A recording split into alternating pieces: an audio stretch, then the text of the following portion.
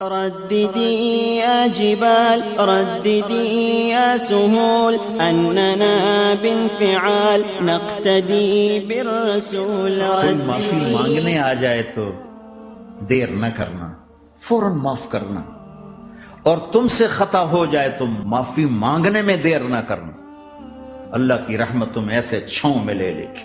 اگر ہم اپنے گھر کو صاف نہیں کریں گے تو کتنا گندا ہو جائے گا، اور صاف کریں گے تو چمکدار ہو جائے گا. دل تمہارا گھر ہے، اس کو اللہ نے اپنے لیے پسند کیا ہے، اس کو صاف کرو صبح بھی شام بھی. یا اللہ میں کسی سے ناراض نہیں، بھائی بھائی ہے، دوست ہے، میاں ہے، بیوی ہے، چاچا ہے، بھتیجا، آپس میں اگر تم کٹے ہوئے ہو اٹھتے ہی صلح کر لو.